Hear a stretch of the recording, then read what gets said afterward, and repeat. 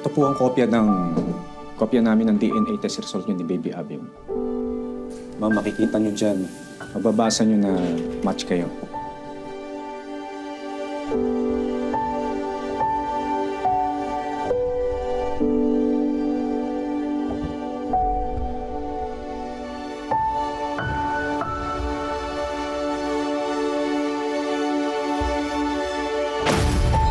Baby? Saan mo nakuha to? Sa kapatid ko yan na nawawala. Sa kapatid ko na 20 years ko nang hinahanap. Sa dami ng nakaharap natin at nagsabi na siya yung kapatid ko. Ngayon ko lang naramdaman to eh. Eh bakit? Ano bang iniisip mo? Nandito na yung mga taga-clinic. Kung handa ka na. Positive ang result. Si Miss Baby Abion, siya nawawalang kapatid ni Ma'am Dayan.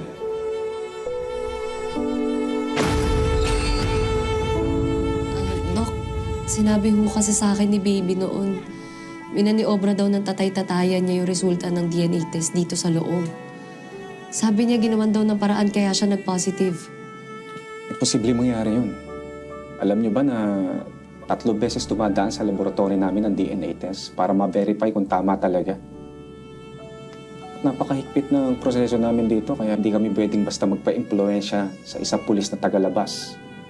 Nakataya ang lisensya namin.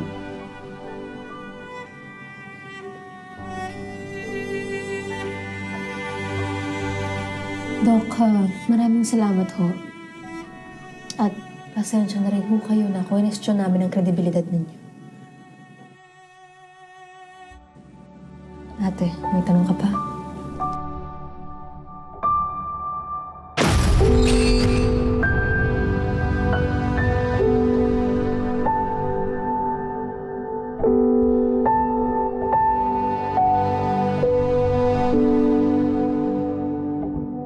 Pinalinis ko yan. Parang bago, no? Ay, nasuot ko sa'yo. Huwag mo yan uubarin na pag nakumpleto na tayo ni Beth, susuot ko rin yung akin.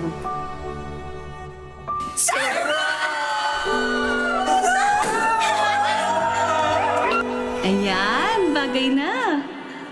Ganda-ganda mo. Ilang beses ka na birthday na wala ako. Pero simula ngayon, kasama na ako sa lahat ng birthday mo. Simula nung mga bata tayo, mahilig ka na sa mga bituin. Ngayon, ikaw na ang bituin ko. Ano ba yung ibig sabihin ni Vlad? Customer mo? Sorry kung hindi ko sinabi sa'yo. Amy, na wala ka na sa akin. Ayoko na mawala ka ulit. Ate, bakit mo ba kinakaya yung pinagdaanan mo? Kaya ka nga matatag dahil dun eh. Nandito ka ngayon dahil sa pagsisikap mo, ate. Kaya nga idol kita eh.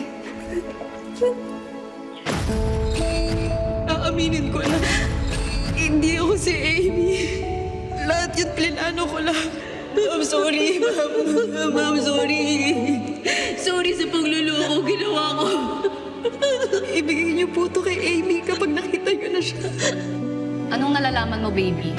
Saka, bakit ka namin dapat pagkatiwalaan? Magkasabwat si Hilary at Papsi. Totoo ba yung sinasabi mo, baby? Totoo, Ma'am Diana. Eh di ba ilang beses na kami nagpa-DNA ni Hilary? Tapos yung bracelet, somehow lahat nagagawa ng paraan ng tatay nila ni Baby eh. Pagod na ako, Beth.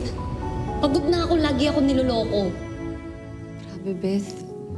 Kasama lang pala natin si Amy matagal na. Hindi lang ako naniwala. Sana kaya si Amy?